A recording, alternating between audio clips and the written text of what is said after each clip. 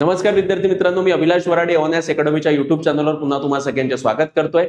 विद्यार्थी मित्रांनो, मागच्या काही दिवसापासून मला काही हाऊसवाईफचे कॉल येत होते की सर मी गृहिणी आहे आणि मला एमपीएससी मधून पोस्ट काढायची आहे आणि माझं स्वप्न राहिलेलं आहे. त्या अनुषंगाने अभ्यास कसा करायला पाहिजे, स्ट्रॅटेजी कशी करायला पाहिजे आणि नेमकी सुरुवात कशी करावी आणि मुख्यत्वे घरकाम करताना संपूर्ण फॅमिलीची जबाबदारी सांभाळताना अभ्यास कसा करावा, त्याचं नियोजन कसं करावं, या सगळ्या बाबी उत्तर या व्हिडिओमध्ये तुम्हाला मिळणार आहे. विद्यार्थी मित्रांनो, म्हणजे जे कोणी हाऊसवाईफ असतील त्यांनी हा व्हिडिओ शेवटपर्यंत अवश्य बघावा. यामध्ये सुरुवात कुठून करावी, कशी करावी, नियोजन कसं करावं आणि आतापासून जर तुम्हाला 2027 मध्ये जर पोस्ट काढायची असेल तर तुम्हाला कशा पद्धतीने तयारी केली पाहिजे, या सगळ्या बाबी मी डिटेलमध्ये या व्हिडिओमध्ये सांगितलेल्या. विद्यार्थी मित्रांनो, सर्वप्रथम एक गोष्ट तुम्ही स्वतःच्या मनावर बिंबवून टाका की तुम्हाला या पूर्ण तुमच्या प्रवासामध्ये एमपीएससीची असू द्या किंवा इतर काही परीक्षांचा जरी तुम्ही अभ्यास करत असाल तर या संपूर्ण प्रवासामध्ये तुम्हाला काही सपोर्ट करणारे लोक मिळणार आहे आणि काही नकारार्थी देखील लोक मिळणार आहे की जे तुम्हाला वाटेत प्रत्येक वेळी हे सांगणार आहे की तुमच्याकडनं होऊ शकत नाही. पण विद्यार्थी मित्रांनो, मी तुम्हाला स्पष्टपणे सांगू इच्छितो की असे काही उदाहरणं मी पहिले तुम्हाला दाखवतो की ज्या महिलांनी छोटे मुलं असताना देखील त्यांनी युपीएससी सारखी जी भारतातली सर्वात टफेस्ट एक्झाम आहे ती त्यांनी क्रॅक केलेली आहे. मग तुम्ही विचार करा की जर त्या महिला करू शकतात तर आपण का बरं नाही करू शकत. म्हणजे सर्वात महत्वाचं गोष्ट काय विद्यार्थी मित्रांनो, की जर तुम्ही तिथे अभ्यासाला सुरुवात करत असाल आणि तुम्ही गृहिणी असाल तर एकच गोष्ट लक्षात ठेवा, पॉझिटिव्ह माइंडसेट फार आवश्यक आहे, फार महत्वाची गोष्ट आहे.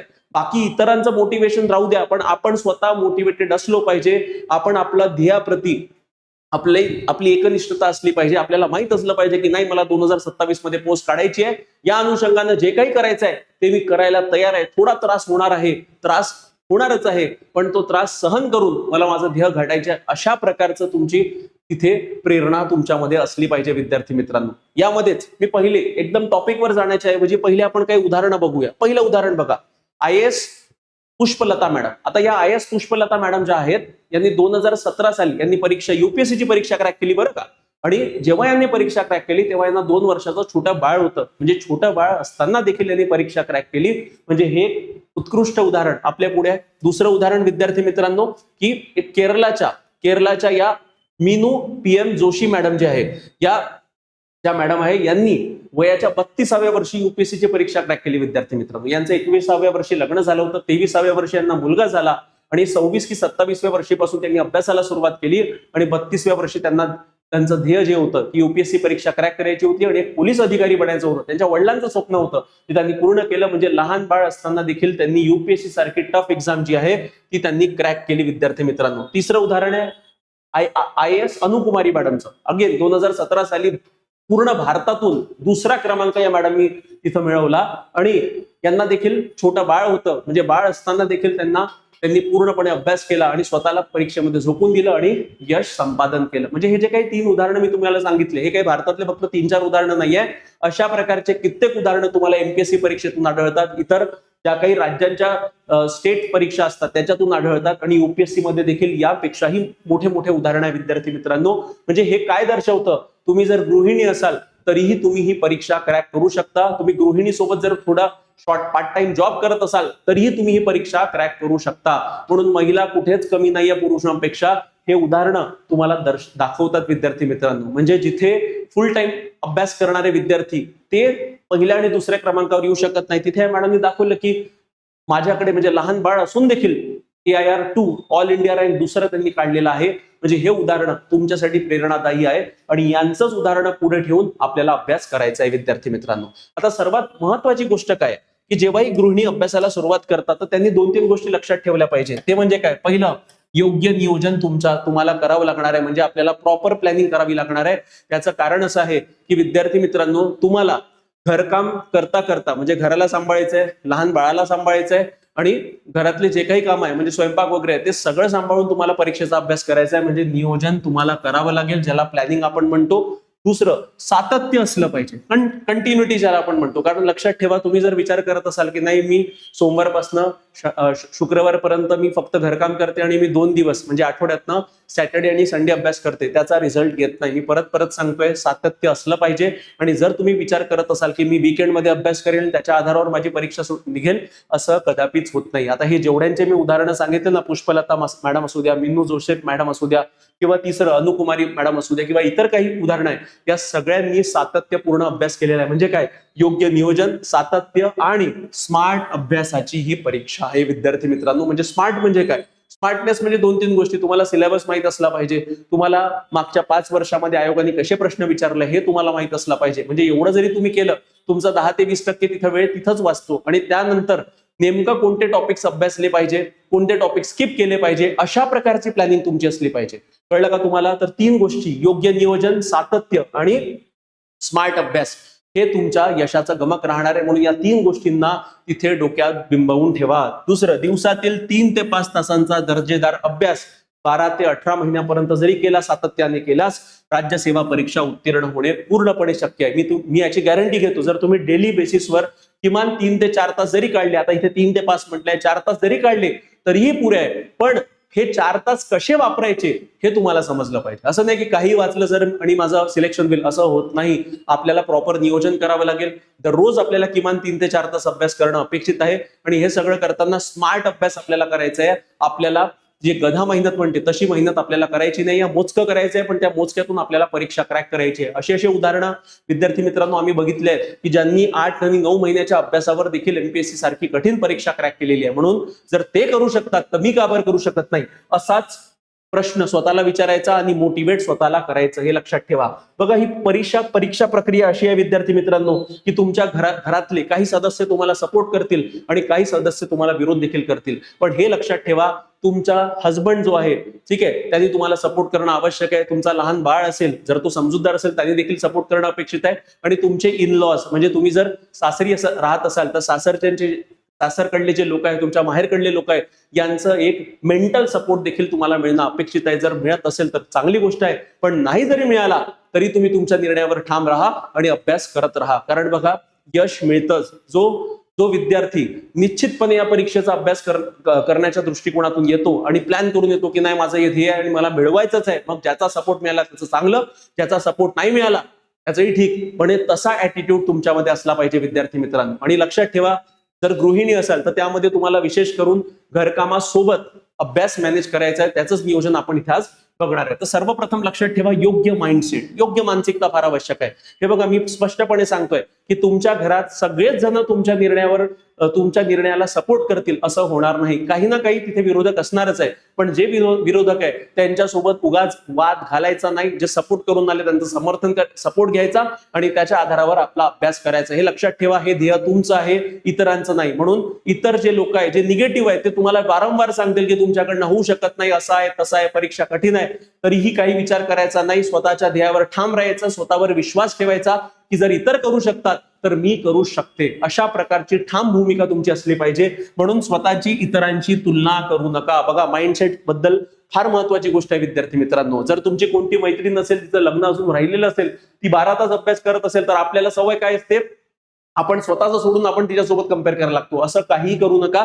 तर स्वतःची इतरांची तुलना करू नका. लक्षात ठेवा, ती जरी पोरगी 12 ते 13 तास करत असेल, पण तुमचा 4 ते 5 तास अभ्यास अशा पद्धतीनं तुम्हाला करायचा आहे की तो 12 ते 13 तास अभ्यासा समानच असला पाहिजे. त्या अनुषंगानेच गोष्टी मी इथे तुम्हाला सांगणार आहे. तर लक्षात ठेवा, रोज थोडा अभ्यास करा. कंटिन्युटी फार आवश्यक आहे विद्यार्थी मित्रांनो या परीक्षेमध्ये.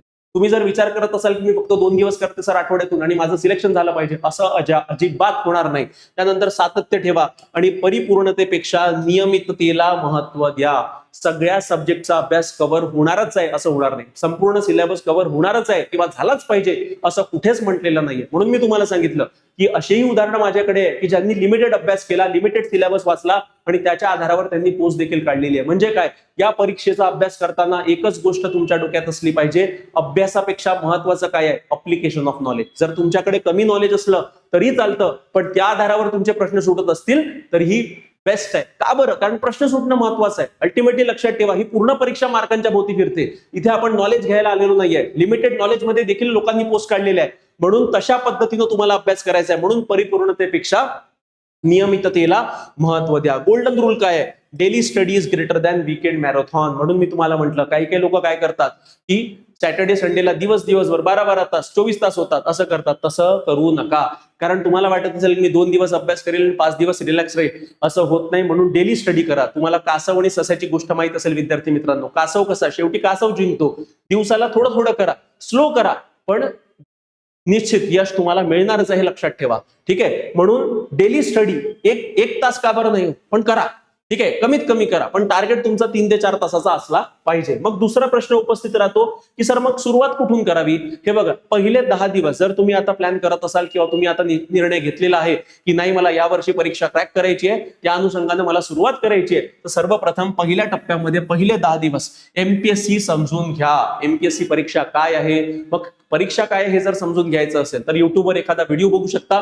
पण व्हिडिओ बघताना लक्षात घ्या की जो कोणी तिथे स्पीकर आहे, म्हणजे जसं आता मी हा व्हिडिओ घेतोय, तर त्याचं बॅकग्राऊंड काय आहे, त्यांनी युपीएससी किंवा एमपीएससीचा इंटरव्ह्यू दिलेला आहे का नाही आहे. कारण ज्या व्यक्तींनी ही पूर्ण परीक्षा प्रोसेस जर समजून घेतली आहे, ज्यांनी या पूर्ण परीक्षा प्रोसेसमधून जो गेला आहे, तोच तुम्हाला योग्य पद्धतीनं मार्गदर्शन करू शकतो. म्हणून पहिले प्रिलिम्स पॅटर्न काय आहे, मेन्स पॅटर्न काय आहे, इंटरव्ह्यू म्हणजे हे 3 टप्पे जे असतात, प्रिलिम्स, मेन्स, इंटरव्ह्यू, हे समजून घ्या.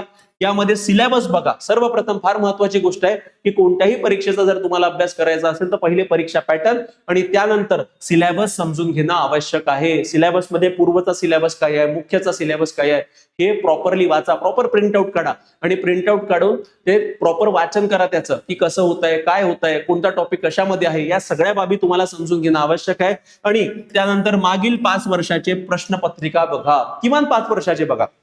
म्हणजे मागच्या 5 वर्षामध्ये पूर्व परीक्षेचे राज्यसेवेचे पेपर कसे आले आहेत हे बघा. जर तुम्हाला हे सगळं हवं असेल तर सरळ तुम्ही माझ्या नंबरवर 8806242059 या नंबरवर तुम्ही मला डायरेक्ट मेसेज किंवा कॉल करू शकता. आणि सर मला प्रिलिम्स, मेन्स, इंटरव्ह्यूचे सिलेबस पाठवा, नोट्स पाठवा, बुकलिस्ट पाठवा, सरळ मला मेसेज करा, मी तुम्हाला पाठवून देईल. तर मागील 5 वर्षाचे प्रश्नपत्रिका जे आहे याचं अवलोकन करा. कारण कसं आहे बघा, 2 गोष्टी फार महत्वाच्या विद्यार्थी मित्रांनो. 2 गोष्टीमध्ये पहिली गोष्ट असते सिलेबस, दुसरी गोष्ट असते पीवायक्यू, की मागच्या 5 वर्षात 10 वर्षात आयोगाने कशा पद्धतीनं प्रश्न विचारलाय. कारण मी तुम्हाला सांगितलं, तुम्हाला जो अभ्यास करायचा आहे तो स्मार्ट अभ्यास करायचा आहे. आणि स्मार्ट अभ्यासाची सुरुवात कुठून होते? पहिलं तर सिलेबस पासून आणि दुसरं म्हणजे पीवायक्यू पासून. म्हणजे याच्या आधारावर आपल्याला अनुमान लावता येतो की या टॉपिकवर आयोगाने वारंवार प्रश्न विचारले. ज्या टॉपिकवर आयोगाने वारंवार प्रश्न विचारले तो टॉपिक तुमच्यासाठी आवश्यक आहे, म्हणजे तो तुम्हाला चांगल्या पद्धतीनं अभ्यास करणं अपेक्षितच आहे. कारण त्यावर प्रश्न विचारले जाण्याची दाट शक्यता असते. म्हणजे असे टॉपिक तुम्हाला स्किप करायचे नाहीये. अशा प्रकारचं तुमचं नियोजन असलं पाहिजे. यामुळे काय वाचायचे आणि काय टाळायचे हे स्पष्ट होते. लक्षात ठेवा, या पूर्ण परीक्षा प्रक्रियेमध्ये सर्वात महत्वाची बाब काय वाचायचं याच्यापेक्षा महत्वाचं आहे काय नाही वाचायचं. कारण काय झालंय ना, आता इंटरनेटचं युग आहे आणि इंटरनेटच्या युगामध्ये इन्फॉर्मेशन ओव्हरलोड खूप झालेलं आहे. म्हणून महत्वाचं काय आहे की काय वाचायचंय याच्यापेक्षा महत्वाचं आहे काय नाही वाचन केलं पाहिजे हे तुम्हाला समजलं पाहिजे. म्हणजे सुरुवात करताना लक्षात ठेवा सिलेबस आणि पीवायक्यू आणि परीक्षा पॅटर्न कसा आहे, कधी परीक्षा होते, पूर्व परीक्षा कधी होते, मुख्य परीक्षा कधी होते, पूर्व आणि मुख्यमध्ये गॅप किती असतो, या सगळ्या बाबी समजून घ्या. म्हणजे तुम्हाला इथून समजून जाईल की तुम्हाला सुरुवात करताना पहिले मेन्सचा अभ्यास करायचा आहे. आणि मेन्सचा अभ्यास करता करता बऱ्यापैकी तुमचा पूर्वचा देखील अभ्यास होईल. आणि जेव्हा जानेवारी महिना आला तर जानेवारी महिन्यापासून तुम्हाला फक्त आणि फक्त प्रिलिम्सच्या मागे लागायचं आहे, हे लक्षात ठेवा. ठीक आहे, कारण मेन्सचा सिलेबस मोठा आहे म्हणून मेन्सचा अभ्यास तुम्हाला आतापासून करायचा आहे. आणि मेन्स करता करता बऱ्यापैकी पूर्वचा देखील अभ्यास होतो. आणि जानेवारी महिना आला तर फक्त आणि फक्त पूर्वच्या मागे लागायचं आहे आणि टेस्ट सिरीज वगैरे सगळं द्यायचं. या सगळ्या बाबी तुम्हाला तिथे आता व्हिडिओमध्ये कळेलच. चला तर पुढे वळूया. आता दुसरा टप्पा काय आहे, तर ठीक आहे, सुरुवात कुठून करायची, तर पहिले सिलेबस बघितला, पीवायक्यूज बघितले, मग दुसरा बेसिक बुक्स घ्या. ठीक आहे, आता बेसिक बुक्स म्हणजे काय, तर सुरुवातीला फक्त जे महत्वाचे 4 विषय आहेत तिथून सुरुवात करा. ठीक आहे, सुरुवातीला फक्त ही पुस्तके पुरेशी आहेत. कोणतं? पहिला इतिहास, सर्वात महत्वाचा विषय. दुसरा सर्वात महत्वाचा भूगोल. तिसरा राज्य व्यवस्था, भारतीय राज्य व्यवस्था. तिसरा म्हणजे पॉलिटी ज्याला म्हणतो. आणि चौथा म्हणजे अर्थव्यवस्था. हे 4 विषय फार महत्वपूर्ण आहे विद्यार्थी मित्रांनो. कारण असं आहे की पूर्व परीक्षेमध्ये, ठीक आहे, प्रिलिम्स परीक्षेमध्ये 100 पैकी 60 प्रश्न या 4 विषयावर येतात. आणि मुख्य परीक्षेमध्ये म्हणजे मेन्समध्ये जवळपास 50 ते 60% वेटेज या 4 विषयांना असतं. म्हणून हे 4 विषय पहिले तुम्हाला सुरुवात करताना, अभ्यासाला सुरुवात करताना इथून तुम्हाला करायचे आहे. याचे जे रेफरन्स पुस्तक आहे त्या रेफरन्स पुस्तकांची तुम्हाला बुकलिस्ट हवी असेल तर सरळ मला माझ्या नंबरवर मेसेज करा किंवा कॉल करा. माझा नंबर डिस्क्रिप्शन मध्ये दिलेला आहे. त्यानंतर मग उर्वरित जे 2 सब्जेक्ट आहे, पर्यावरण आणि विज्ञान व तंत्रज्ञान, याचा अभ्यास तुम्ही नंतर करू शकता. म्हणजे याच्या बेसिक पुस्तका ज्या आहे, रेफरन्स पुस्तका, त्या तुम्ही घेऊन टाका. आणि या पुस्तका तुम्हाला जर हवे असेल तर मी ऑलरेडी याची बुकलिस्टचा एक व्हिडिओ बनवलेला आहे किंवा बुकलिस्टची पीडीएफ आहे, ती जर तुम्हाला हवी असेल तर मला डायरेक्टली व्हॉट्सअप करू शकता. म्हणजे सुरुवात करताना तुम्हाला या विषयापासून सुरुवात करायची. हे 4 विषय फार महत्वपूर्ण आहे: हिस्ट्री, जिओग्राफी, पॉलिटी आणि इकॉनॉमिक्स. का बरं महत्वाचे? त्याचं कारण मी सांगितलं की पूर्व परीक्षेमध्ये तब्बल 60 प्रश्न 100 पैकी त्याच्यावर येतात आणि मुख्य परीक्षेमध्ये जवळपास 50 ते 60% वेटेज या 4 विषयांना असतो. म्हणजे आता पुस्तकाला आता तिसरं काय, स्टेप 3, करंट अफेअर्स डेली बेसिसवर तुम्हाला वाचायचं आहे. लक्षात ठेवा, करंट अफेअर्स सुरू करा. ठीक आहे. आता इनिशियली कसं आहे ना, पेपर रिडिंगला जास्त वेटेज देऊ नका. म्हणजे कसं असतं की आपल्याला सवय असते की नाही, अमुक अमुक अधिकाऱ्यांनी सांगितलं की मी पहिल्या दिवशीपासून पेपर वाचायचो. पण हे लक्षात ठेवा, पेपर वाचन करण्यासाठी, न्यूजपेपर वाचण्यासाठी तुम्हाला तुमच्याकडे बेसिक नॉलेज असणं आवश्यक आहे. आणि हे बेसिक नॉलेज म्हणजे काय, तर हे इतिहास, भूगोल, अर्थशास्त्र, राज्यशास्त्र यांचं वाचन झालं तेव्हा तुम्ही न्यूजपेपर तुम्हाला चांगल्या पद्धतीनं समजू येईल. म्हणून सुरुवात करताना तुम्ही वर्तमानपत्र घ्या, पण 15-20 मिनिटं द्या. 15-20 मिनिटं जरी दिलं तरी पुरे आहे. आता यामध्ये जर तुम्ही मराठीतनं करत असाल तर मी लोकसत्ता सजेस्ट करतो, आणि जर तुम्ही इंग्रजीमधनं करत असाल तर इंडियन एक्सप्रेस जो पेपर आहे, पण यापैकी कोणताही एकच पेपर वाचायचा. असं नाही की मी लोकसत्ताही वाचतो सर, मटाही वाचतो, सकाळी वाचतो, असं करू नका. कारण लक्षात ठेवा, करंट अफेअर्स हा एक पार्ट आहे तुमच्या सिलेबसचा. आपल्याला एक चुकीची माहिती काय दिली जाते की नाही, करंट अफेअर तुम्हाला पूर्णच करायचं आहे, पूर्ण 2-3 वर्षाचं करायचं. असं नाही. आपल्याला फक्त ज्या वर्षी तुम्ही पेपर देणार असाल त्याच्या आधीचा 1 वर्ष तुम्हाला तेवढंच करंट अफेअर करायचं आहे, त्याच्या व्यतिरिक्त करंट अफेअर करायचं नाही. जर तुमचा 2027 टार्गेट असेल तर आतापासून करंट अफेअर वाचा. त्यामध्ये वर्तमानपत्र तुम्ही वाचू शकता. पण जर तुम्ही 2028 टार्गेट करत असाल तर मग या वर्षीचं करंट अफेअर तुमच्या कामाचं नाही, हे लक्षात ठेवा. म्हणून ऍटलीस्ट पेपर वाचा. आणि दुसरं म्हणजे करंट अफेअर्सची मासिक जे येतात, जसं त्यामध्ये परिक्रमा आहे, सिम्प्लिफाईड आहे, यापैकी कोणती एक मासिक तुम्ही वाचू शकता. म्हणजे दिवसाला 15 मिनिटं मासिक आणि 15 मिनिटं न्यूजपेपर. बस करंट अफेअरवर एवढंही फोकस केलं तरी पुरे आहे. पण एकदम 15 मिनिटाचे 1 तास 1.5 तास असं करू नका. ते कधी करायचंय ते तुम्हाला करायचंच नाही, लक्षात ठेवा. 1 तास 2 तास न्यूजपेपर वाचन करणं म्हणजे टाइम वेस्ट करणं, हे लक्षात ठेवा. म्हणून मी स्पष्टपणे लिहिलंय 15-20 मिनिटं वाचा. त्याच्यामध्ये जे महत्वाचे आर्टिकल्स आहे, महत्वाच्या बातम्या आहेत, त्या थोड्या त्याच्यावरून एक वाचन करा. आणि एखादा आर्टिकल जर आला जो कामाचा असेल तो वाचन केला तरी चालतं. म्हणजे संपादकीय ज्याला म्हणतो तेवढं केलं तरी चालतं. त्या व्यतिरिक्त तुम्हाला नोट्स वगैरे बनवत बसायचे नाही आहे. या सगळे नोट्स तुम्हाला मासिकाच्या माध्यमातून मिळतील. ठीक आहे, हे लक्षात ठेवा.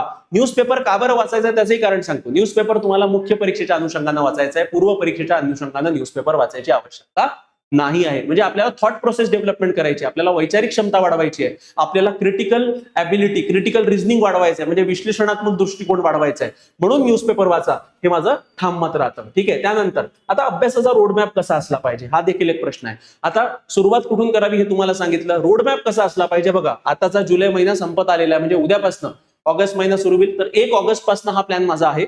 यामध्ये फेज 1 पहिला महिना म्हणजे ऑगस्ट महिन्यामध्ये तुम्ही काय करायला पाहिजे, तर फाउंडेशनवर फोकस करायला पाहिजे. आता फाउंडेशनवर म्हणजे काय, तर बेसिकली तुमचं एनसीईआरटी किंवा बालभारती जर तुम्ही वाचलेली असेल तर अतिउत्तम आहे. वाचलेली नसेल तर 6वी पासून वाचायची सुरुवात करू नका. कारण जर तुम्ही 6वी पासून 12वी पर्यंत वाचायला घ्याल तर तुम्हाला 3-4 महिने तुमचे त्याच्यात चालले जातील. म्हणून माझं स्पष्ट मत आहे की तुम्हाला 11वी 12वीचे जरी तुम्ही एनसीईआरटी बेसिक वाले रीडिंग केले, त्याच्यामध्ये 4 विषय हिस्ट्री, जिओग्राफी, पॉलिटी आणि इकॉनॉमिक्स, तरीही पुरे आहे. हे कसं करायचं, याच्यातले कोणते चॅप्टर्स महत्वाचे आहे, या सगळ्या बाबी संदर्भात मी लवकरात लवकर एक व्हिडिओ बनवणार आहे. त्या माध्यमातून तुम्हाला सांगेलच की 11वी 12वी मधल्या बालभारती किंवा एनसीईआरटीच्या कोणत्या स्पेसिफिक चॅप्टर तुम्हाला वाचायचे आहे, हे सगळं मी सांगणार आहे. आणि दुसरं म्हणजे पीवायक्यू अनालिसिस पहिल्या महिन्यात हे करायचंय. पीवायक्यू म्हणजे काय, मागच्या 10 वर्षाचे एमपीएससीचे जे प्रश्न आयोगाने विचारलेले आहे पेपरमध्ये त्याचं अवलोकन करा. आता हे पीवायक्यू तुम्हाला कुठे मिळतील, तर याचं पुस्तक तुम्हाला मार्केटमध्ये अवेलेबल राहील. कोणत्याही प्रकाशनाचं पुस्तक घेतलं, फक्त टॉपिक वाईज सेग्रिगेटेड आहेत का हे बघा आणि ते वाचन सुरू करा. तर पहिल्या महिन्यात तुम्हाला एनसीईआरटी आणि बालभारती 11वी 12वीचं केलं तरी चालेल आणि 4च विषयाचं करा. पूर्ण सगळ्या विषयांचं करायला तेवढा वेळ तुम्हाला पुरणार नाही. आणि पीवायक्यू अनालिसिस करा.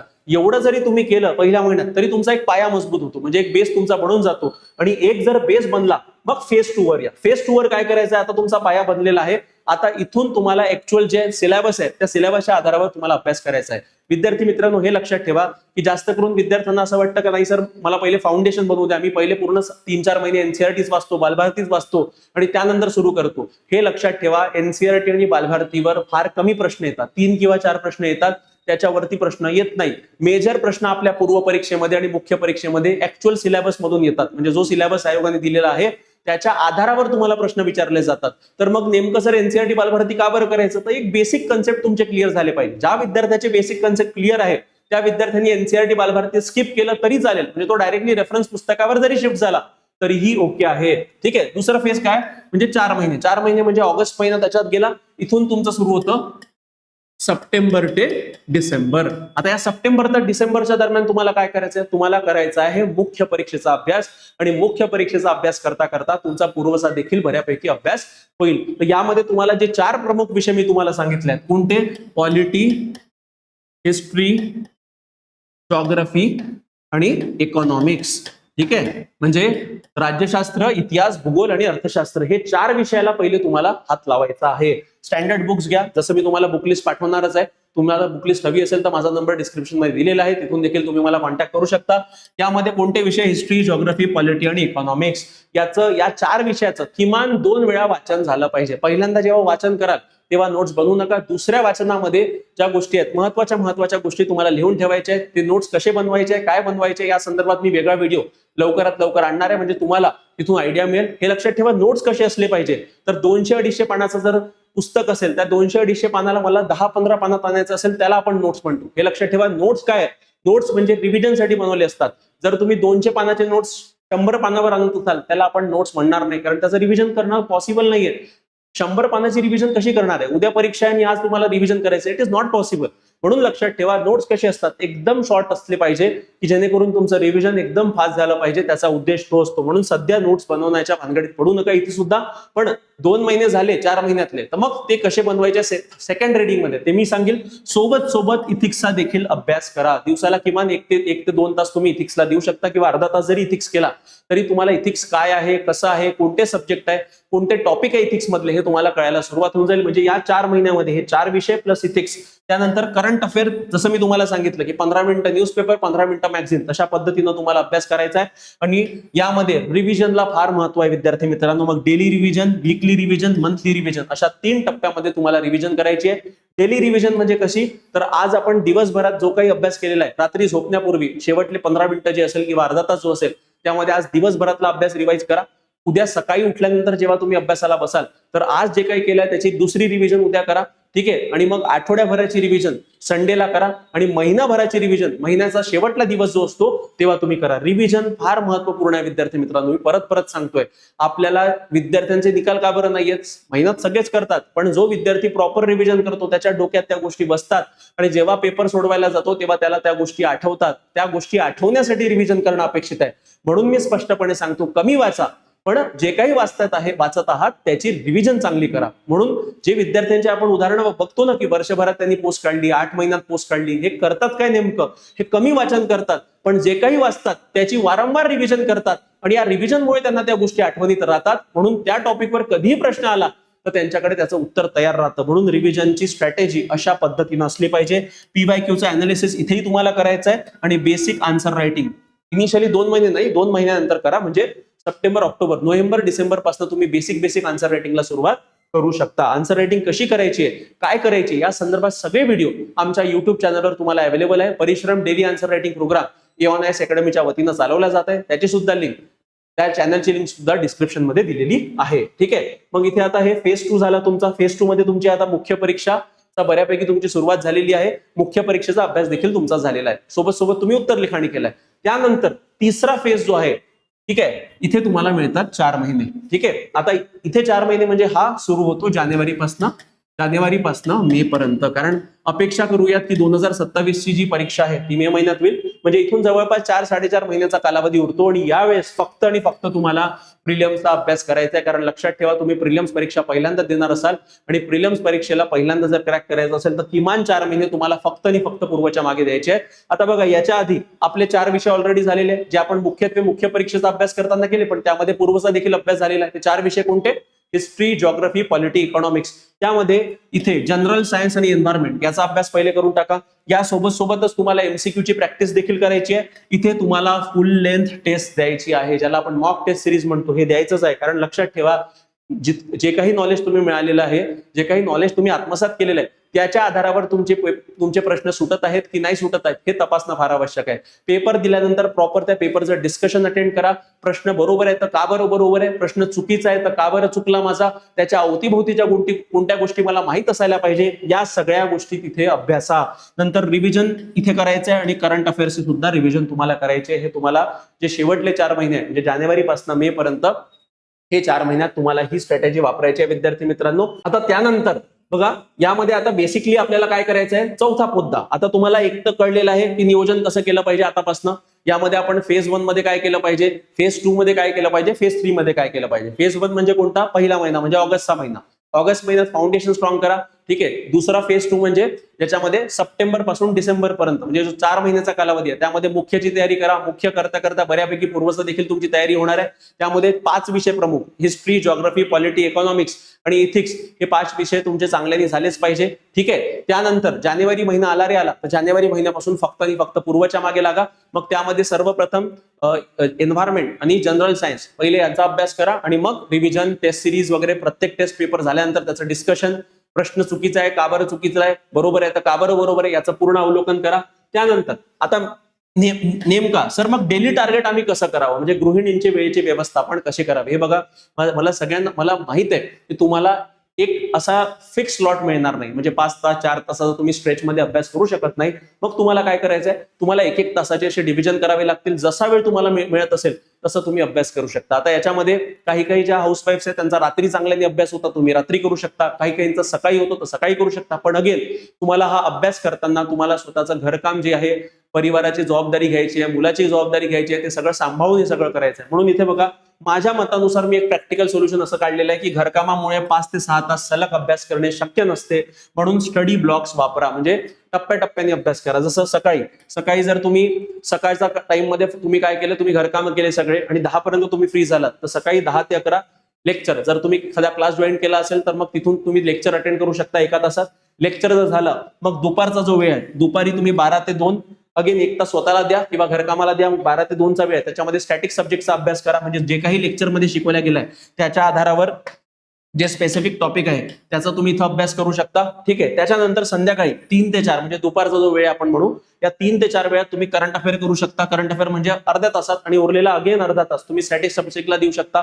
15 मिनिटं पेपर, 15 मिनिटं मॅगझिन. आणि रात्री मग तुम्ही स्वयंपाक कराल तर मुलाची काळजी वगैरे सगळं करता करता तुमचे 9 वाजतील. रात्री 9 ते 10 त्यावेळेस तुम्हाला एमसीक्यूज करायचे आहे आणि दिवसभरात जे काही केलं त्याची रिव्हिजन करायची आहे. म्हणजे प्लॅनिंग असं असलं पाहिजे. तर सकाळी 10 ते 11 दरम्यान जो लेक्चर होत आहे ते लेक्चर बघा. क्लास जॉईन करायला असेल तर ते उत्तम, नाही केलं असेल तरी चालतं, पण लेक्चर तुम्हाला मार्गदर्शन असणं आवश्यक आहे, लक्षात ठेवा. कारण कसं आहे ना, काय केलं पाहिजे काय नाही केलं पाहिजे, उत्तर लिखाणा संदर्भात गोष्टी कशा करायच्या याचं सगळं मार्गदर्शन तुम्हाला लेक्चरच्या माध्यमातून होईल. आणि दुसरं, दुपारी तुम्हाला जे लेक्चर झालंय त्याच्यावरच तुम्हाला अभ्यास चांगल्याने करायचा आहे. 2 तास किंवा 2.5 तास करू शकता. आणि संध्याकाळी 3 ते 4 दरम्यान तुम्ही काय करा, करंट अफेअर्स वाचा आणि रात्री एमसीक्यू आणि रिव्हिजन, अशा प्रकारचं तुमचं नियोजन असलं पाहिजे. पण मी अजून सांगतोय, आता याच्यामध्ये एकूण वेळ जो जातो 5 तासाचा, तुमचे 4 तास निघाले तरी पुरे आहे. आणि हा वेळामध्ये तुम्ही कमी जास्त करू शकता. आणि सपोज कोणाकोणाचं होतं की सकाळी अभ्यासाचा वेळ मिळतो तर तेव्हा करा, रात्री मिळतोय तेव्हा करा. असंच केलं पाहिजे असं कुठेही लिहिलेलं नाही, कारण प्रत्येक गृहिणीचे टाइम टेबल वेगवेगळे असतात. पण हे सांगतोय विद्यार्थी मित्रांनो की जसं तुमचा आपण जेवढं कामाला महत्व देतो ना, तसंच महत्व तुम्हाला अभ्यासाला देखील जायचंय. म्हणजे अभ्यास एक काम म्हणून तुम्हाला समजायचं आहे, लक्षात ठेवा. आता वीकली प्लॅनिंग कशी करायची, तर सोमवार ते शनिवार तुम्हाला काय करायचं आहे, नवीन अभ्यास, करंट अफेअर आणि एमसीक्यू, म्हणजे स्टॅटिक टॉपिकचा अभ्यास करा. करंट अफेअर, एमसीक्यू हे तुम्हाला डेली बेसिसवर करायचे आहे, तुम्ही लक्षात ठेवा. आणि रविवारी काय करायचं, रविवारी रिव्हिजन करा. जे काही आठवड्याभरात वाचलंय ते रिव्हिजन करा.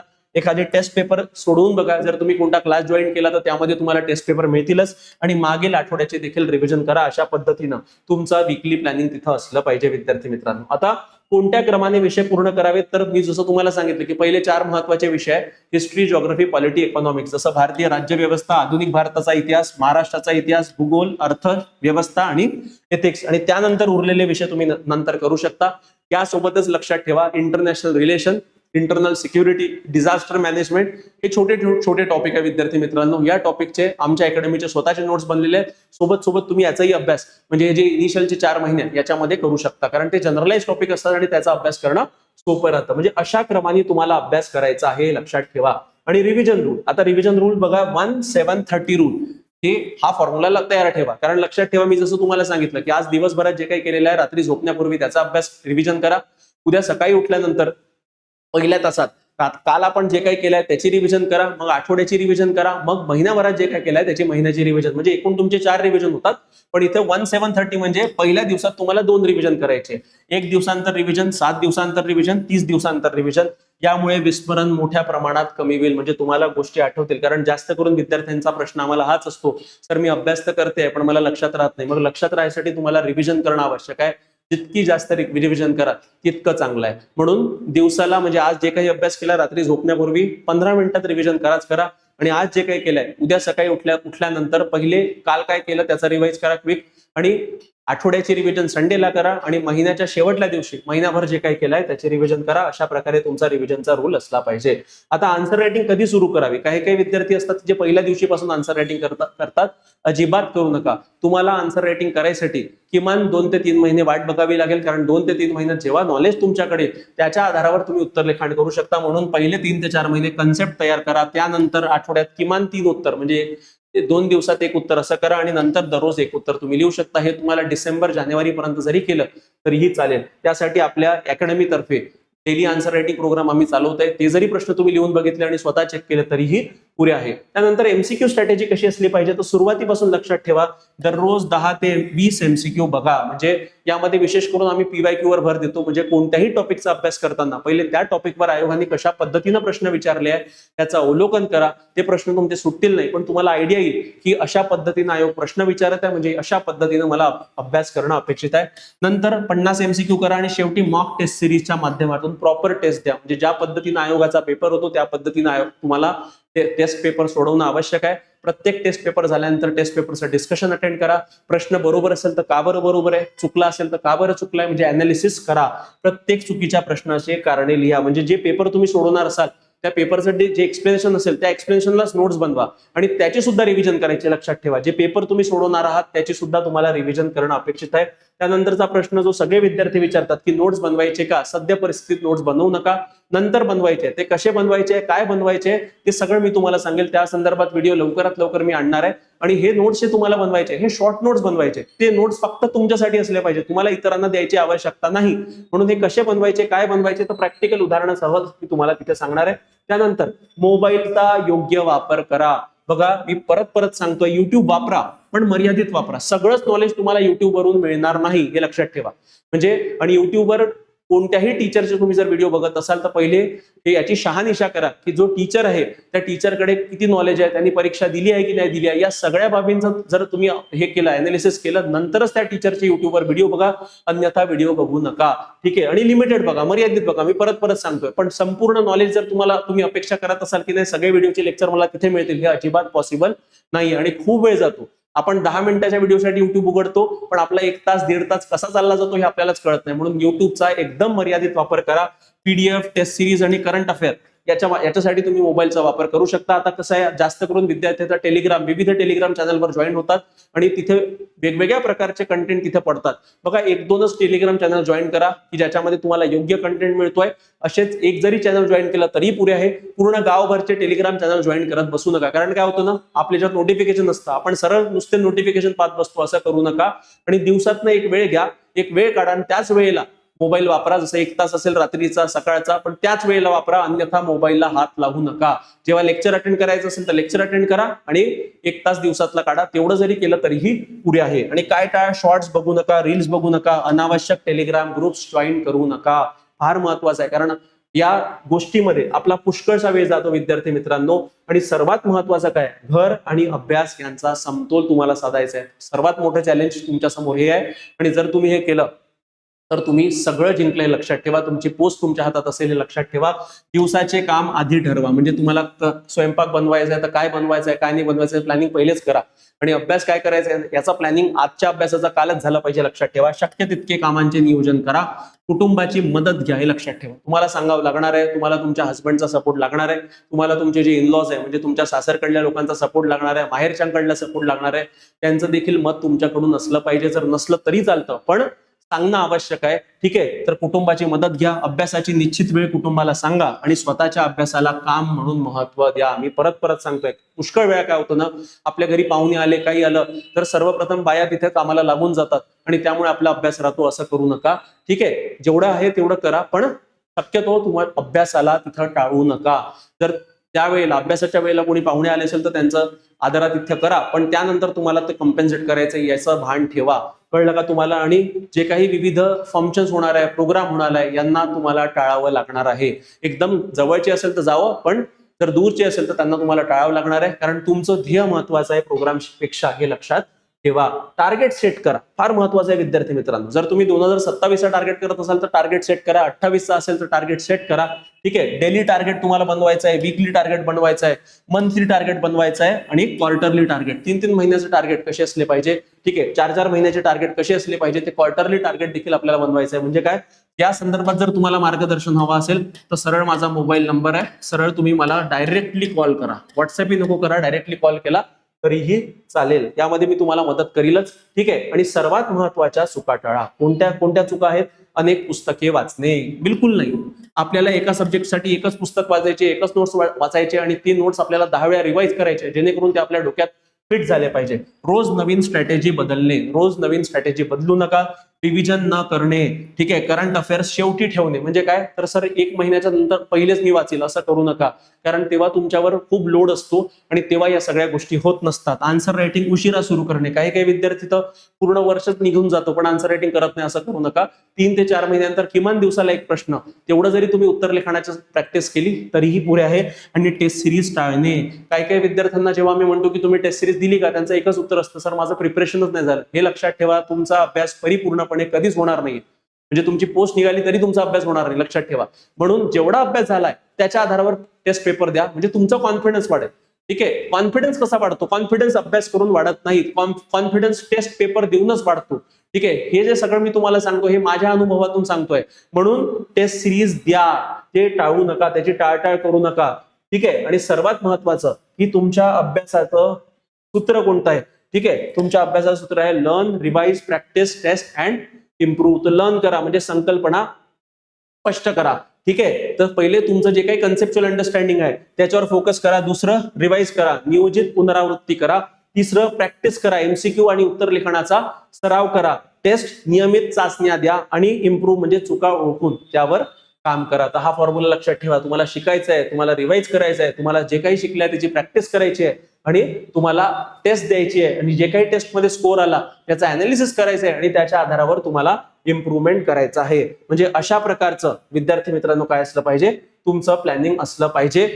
तर इथे आपण पूर्ण प्लॅन जो आहे तो आता समजून घेतलेला आहे. आता लक्षात ठेवा विद्यार्थी मित्रांनो की जर तुम्हाला कोणतेही डाऊट असतील तर आपण एओनएस अकॅडमीच्या वतीनं आपण एक वर्कशॉपचं आयोजन केलेलं आहे. आता हे जे वर्कशॉपचं आयोजन आहे हे 8 ऑगस्ट रोजी संध्याकाळी 5 वाजता होणार आहे आणि हे वर्कशॉपचं आयोजन मी स्वतः करणार आहे. माझ्यासोबत पूर्ण आमची एओनएस अकॅडमीची टीम असणार आहे. तुमचे काही डाऊट असेल, एकदम छोट्यातले छोटे डाऊट का बरं नसू द्या, पण आता युट्यूबवर काय होतं, युट्यूबवर मी इथे बोलतोय पण तुम्ही माझ्यासोबत संभाषण करू शकत नाही, म्हणून हे संभाषण शिक्षक आणि विद्यार्थ्यांमध्ये व्हावं त्या अनुषंगाने आम्ही हा वर्कशॉप ठेवलेला आहे. हा वर्कशॉप 8 ऑगस्ट रोजी संध्याकाळी 5 वाजता होणार आहे आणि हा गुगल मीटच्या माध्यमातून होणार आहे. हा वर्कशॉप जर तुम्हाला अटेंड करायचा असेल तर आमचं व्हॉट्सअप चॅनल बनवलेलं आहे. ते व्हॉट्सअप चॅनल जर तुम्हाला जॉईन करायचं असेल तर हा व्हिडिओ पॉज करा आणि हे QR कोड स्कॅन करा किंवा अदरवाईज डिस्क्रिप्शन मध्ये आमच्या व्हॉट्सअप चॅनलची लिंक खालीच लगेच दिलेली आहे.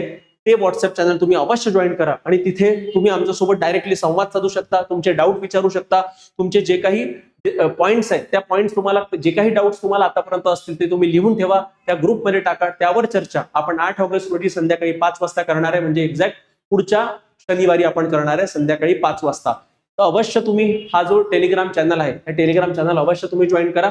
आणि लक्षात ठेवा, तुम्हाला या व्यतिरिक्त कोणतेही डाऊट असतील परीक्षा संदर्भात, तुम्हाला टेस्ट पेपर पाहिजे असेल, तुम्हाला सिलेबस पाहिजे असेल, तुम्हाला बुकलिस्ट हवी असेल, काही इश्यू असेल किंवा माझ्यासोबत डायरेक्ट बोलायचं असेल तर हा माझा वैयक्तिक नंबर आहे. डायरेक्टली 8806242059 वर डायरेक्टली तुम्ही मला कॉल करू शकता किंवा व्हॉट्सअपही करू शकता. आणि जर तुम्हाला हे जे अपडेट्स आहेत हे सगळे अपडेट्स हवे असेल किंवा टेस्ट पेपर हवे असतील किंवा करंट अफेअरचे अपडेट्स हवे असेल तर सरळ आमचं टेलिग्राम चॅनल आहे, ते टेलिग्राम चॅनल देखील तुम्ही जॉईन करू शकता. टेलिग्राम चॅनल जॉईन करण्यासाठी हा व्हिडिओ पॉज करा आणि हा QR कोड स्कॅन करा किंवा अदरवाईज आमची डिस्क्रिप्शन मध्ये लिंक दिलेली आहे, तिथून देखील तुम्ही आमचं टेलिग्राम चॅनल जॉईन करू शकता. त्यानंतर जर तुम्हाला daily answer writing program join करायचा असेल तर त्याचं देखील टेलिग्राम चॅनलची लिंक इथे दिलेली आहे. आमचं व्हॉट्सअपवर देखील चॅनल आहे आणि टेलिग्राम देखील चॅनल आहे, त्याची लिंक सुद्धा डिस्क्रिप्शन मध्ये दिलेली आहे. आणि लक्षात ठेवा विद्यार्थी मित्रांनो, जर तुम्ही नवीन विद्यार्थी असाल, आता जर तुम्ही गृहिणी असाल आणि तुम्हाला कळत नसेल की नेमका अभ्यास कसा करायचा आहे, काय करायचं आहे, आणि जसं मी सांगितलं की मार्गदर्शनाची आवश्यकता तुम्हाला असणारच आहे, यासाठी आमचे समर्पण बॅच आहे ज्यामध्ये फाउंडेशन प्लस ऍडव्हान्स हे दोन्ही मुद्दे त्याच्यात कव्हर केले जाणार आहे. यासाठी आमची वन टाइम जी फी आहे विद्यार्थी मित्रांनो ती आहे 29,999. त्या अंतर्गत तुम्हाला लेक्चर लाईव्ह सुद्धा अटेंड करू शकता, प्लस रेकॉर्डिंग सुद्धा बघू शकता. आणि जे रेकॉर्डिंग आहे लेक्चरची ती तुमच्यासाठी लाईफ टाइम व्हॅलिडिटी टाइम आम्ही दिलेली आहे, त्यामध्ये कोणत्याही प्रकारचं बंधन आम्ही ठेवलं नाही आहे. यामध्ये पूर्व परीक्षेची टेस्ट सिरीज, मुख्य परीक्षेची टेस्ट सिरीज, उत्तर लिखाणाची प्रॅक्टिस सगळ्या बाबी आम्ही करून घेणार. आणि सर्वात महत्वपूर्ण म्हणजे जे शिक्षक तुम्हाला शिकवणार आहे या प्रत्येक शिक्षकांनी किमान एकदा तरी UPSC आणि MPSCचा इंटरव्ह्यू दिला आहे. अशीच फॅकल्टी तुम्हाला इथे शिकवणारे विद्यार्थी मित्रांनो. म्हणून जर तुम्हाला ही बॅच जॉईन करायची असेल तर लवकरात लवकर तुम्ही तुमचा मोबाईल फोन उचला आणि या दोन पैकी कोणत्याही नंबरवर तुम्ही डायरेक्टली कॉल करू शकता. कळलं का? तर विद्यार्थी मित्रांनो, यावर ऑफर देखील चालू आहे आणि ऑफरचा जर तुम्हाला लाभ घ्यायचा असेल तर लवकरात लवकर मोबाईल फोन उचला आणि माझ्या नंबरवर कॉल करा. त्यानंतर जर तुम्हाला मेंटरशिप बॅच जॉईन करायची असेल, म्हणजे ज्यामध्ये तुम्हाला प्लॅनिंग कशी करावी, अभ्यास कसा करावा या संदर्भात आमची अश्वमेध मेंटरशिप बॅच आहे विद्यार्थी मित्रांनो. जर ही तुम्हाला जॉईन करायची असेल किंवा या संदर्भात तुम्हाला काही डिटेल्स हवे असतील, सरळ तुम्ही तुमचा मोबाईल फोन उचला आणि मला माझ्या वैयक्तिक नंबरवर डायरेक्टली कॉल करू शकता. अगेन एओनएस अकॅडमीच्या वतीनं मागच्या 2 महिन्यापासून आम्ही daily answer writing program free of cost सगळ्यांसाठी चालवतोय, ज्याचं नाव आम्ही परिश्रम ठेवलंय. दररोज सकाळी 10 वाजता प्रश्न पडतो, 10 ते 12च्या दरम्यान तुम्हाला उत्तर लिहायचं असतं, 12 ते 1च्या दरम्यान मॉडेल आन्सर टाकलं जातं आणि दररोज 1 वाजता किंवा 1 ते 3च्या दरम्यान मॉडेल आन्सरचं प्रश्नाचं डिस्कशन केलं जातं. तर यासाठी जर तुम्हाला daily answer writing program join करायचा असेल तर त्याच्या चॅनलची लिंक सुद्धा डिस्क्रिप्शन मध्ये दिलेली आहे, तिथून तुम्ही जॉईन करू शकता. आणि विद्यार्थी मित्रांनो, जर तुम्हाला इथिक्स बॅच आमची जॉईन करायची असेल तर निलेश सरांनी एकदम कॉम्प्लेक्स कन्सेप्ट एकदम सोप्यातल्या सोप्या भाषेत या बॅच मध्ये कव्हर केलेले आहे. जर ही बॅच जॉईन करायची असेल तर डायरेक्ट 9403692940 या नंबरवर तुम्ही निलेश सरांसोबत संपर्क साधू शकता. आणि लक्षात ठेवा, हे सगळे जे काही विविध कोर्सेस आहे किंवा या व्यतिरिक्त काही आमचे विविध कोर्सेस आहे जे फ्री ऑफ कॉस्ट अवेलेबल आहे, त्याचा लाभ घेण्यासाठी एओनएस अकॅडमीचं ऍप डाउनलोड करा, त्याची सुद्धा लिंक डिस्क्रिप्शन मध्ये दिलेली आहे. तर विद्यार्थी मित्रांनो, तुम्हाला कोणत्याही प्रकारचा डाऊट असेल, पुस्तकांची यादी हवी असेल, सिलेबस हवा असेल, बुकलिस्ट हवी असेल किंवा नोट्स हवे असेल, तर तुम्ही कोणताही विचार न करता सरळ मला माझ्या नंबरवर व्हॉट्सअप करा किंवा डायरेक्टली कॉल देखील करू शकता. तर विद्यार्थी मित्रांनो, या व्हिडिओमध्ये इतकंच. तुम्हाला जर व्हिडिओ आवडला असेल तर व्हिडिओ लाईक करा, शेअर करा आणि चॅनलला सबस्क्राईब करायला विसरू नका. धन्यवाद.